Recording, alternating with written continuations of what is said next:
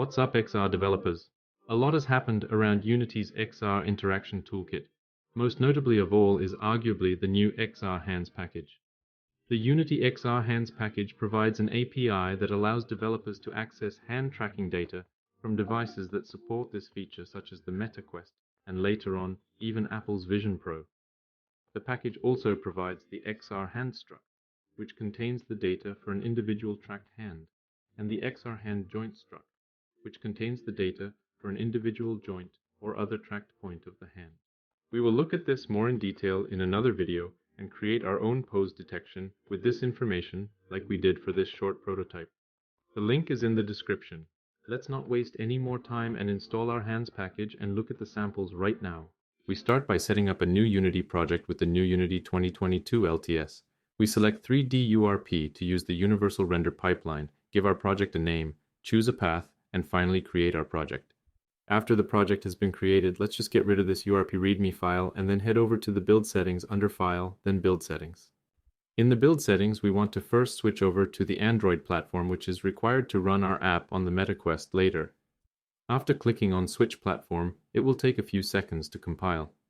After it has finished, we continue to the Project Settings to install the XR Plugin Management.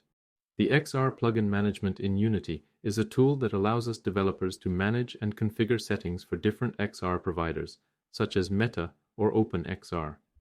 After it is installed, we continue by installing the OpenXR plugin. We specifically need OpenXR to be able to access our hand data later on, so definitely keep that in mind.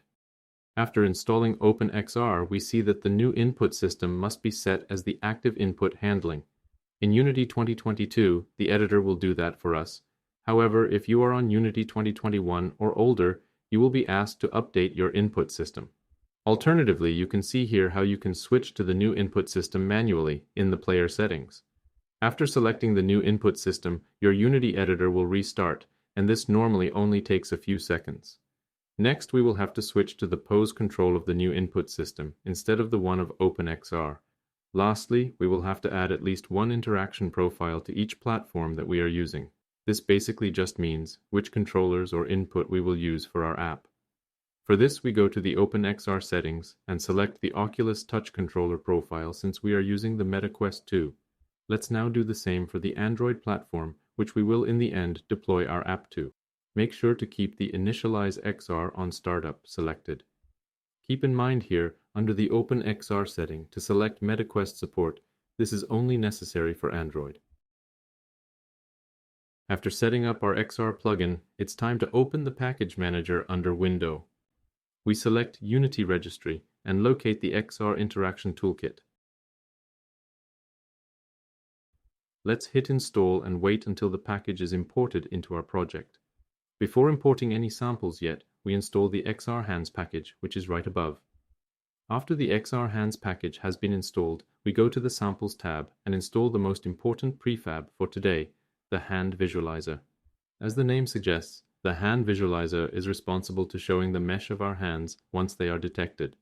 Then, we want to also import some samples from the XR Interaction Toolkit, namely the starter assets that will give us our default input actions, and then the Hands Interaction Demo, which will come with a fully packed demo scene showing off all the features available in the XR Interaction Toolkit for the XR Hands package, and it also includes a complete XR origin setup, including switching between hands and controllers. So let's open this demo scene right away. First of all, we see that we have some pink shaders. To fix this, let's locate the materials, select them, and go to Edit, then all the way down to Rendering, then Materials, and lastly convert the selected materials to URP. Great! We save the project and continue by taking a look at the sample scene.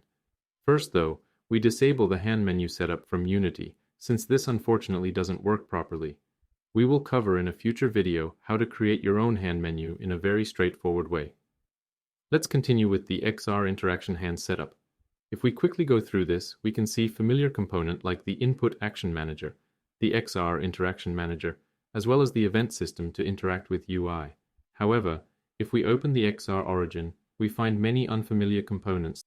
Let's start by looking at the XR Origin. Here we can find the XR Input Modality Manager that's holding a reference to both hands and controllers and is responsible to accurately switch between them. We also see new components for gaze interaction, which we will take a look at in another video.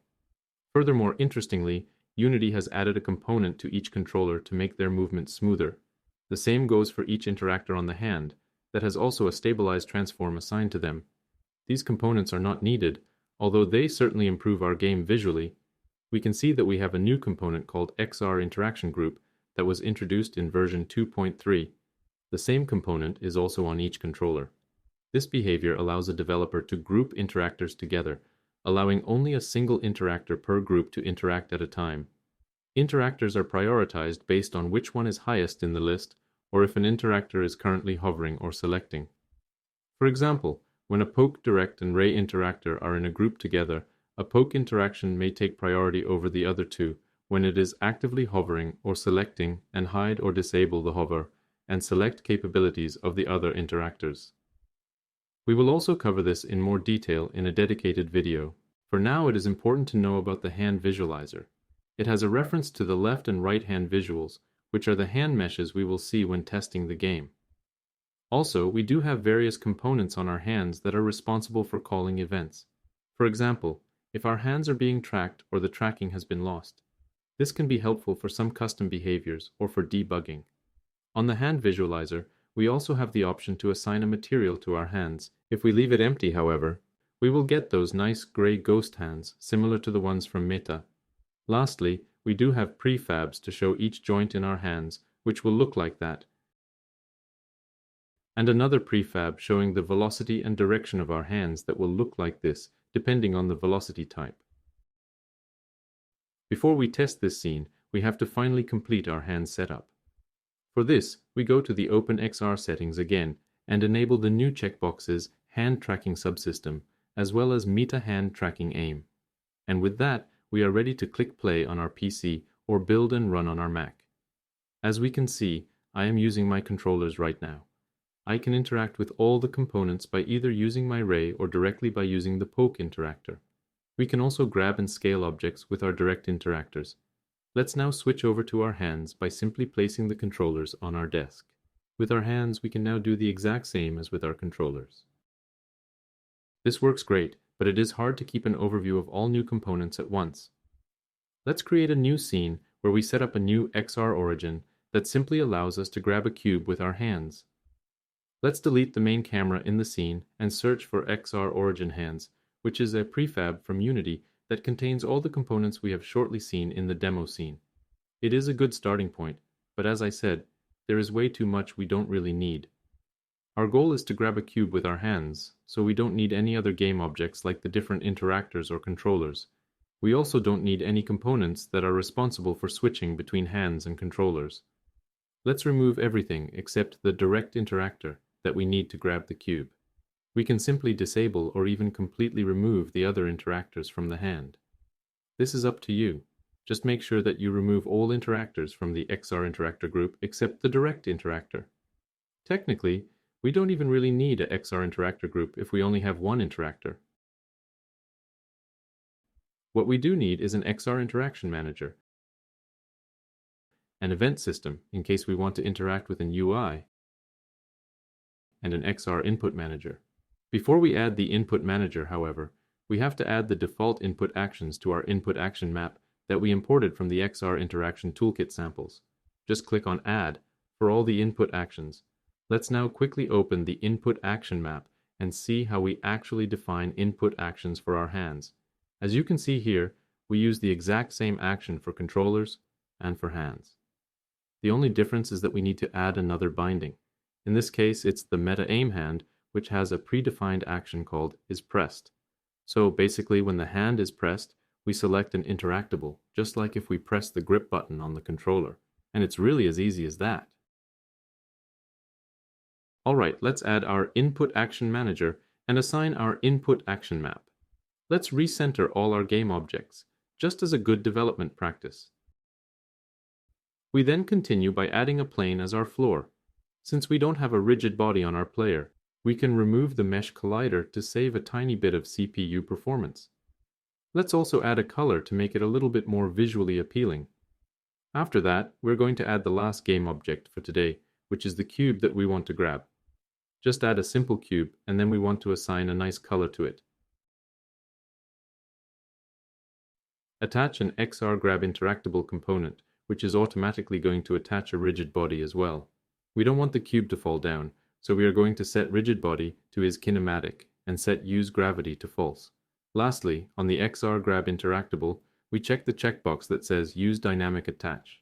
This allows us to grab the cube at any position, which makes the interaction way more natural. And that's it. Let's test our first hand tracking app. Awesome, guys! As we can see now, the hand visualizer is working perfectly, and we can grab the cube at any position we like. Now let's go back to our editor, and I would like to show you an even simpler setup and a different way on how to spawn your hand's visual prefabs that is going to potentially help you a lot in your own prototypes. Now, if we just want to get started and only want to see your hands, we can pretty much remove everything. We literally don't even need hands. All we need is the hand visualizer and our hand visuals that we are referencing on the visualizer. Now, you might have seen that when you test your app and you interact with things, your fingertips turn blue. This is Unity's new feedback system called Affordance System. It is listening to interactable events and giving feedback in the form of colors and sound. We will take a look at that in detail in a dedicated video. For now, we can remove those affordances from the hand visuals. Now, what I like to do is to save the hand visuals as prefabs and assign them that way to the hand visualizer to keep my project clean and organized. We can delete both hands and clean up our hierarchy. Let's also rescale our plane to make our game look better. We can make a new folder called Prefabs and save our hand visuals there. Just drag and drop the hand visuals into our prefab folder to save them as prefabs. You can then delete them from the scene and assign the new prefabs to the hand visualizer. Literally all we have now is our standard XR origin setup with our hand visualizer that is referencing our hand visuals prefabs. Lastly, we can even remove all the components from there, since they are only responsible for calling events, which we don't need. Okay, let's test. Okay guys, as you can see, this works perfectly, and we now know how to get started with hand tracking, either quickly with some very extensive prefabs from Unity, or starting from the bare minimum with the hand visualizer. If you like this type of content, don't forget to like this video and subscribe to our channel. We have planned a whole bunch of further videos, for example, showing you how to read your hand data and achieve locomotion with hand tracking. Other than that, we will bring you videos that explain all the new XR Interaction Toolkit features in detail. If you would like us to continue to produce free YouTube content, please consider subscribing to our Patreon. Lastly, if you have any questions or want to engage with other developers, feel free to join our growing XR developer community. Link is in the description. Thanks for watching, and see you in the next one.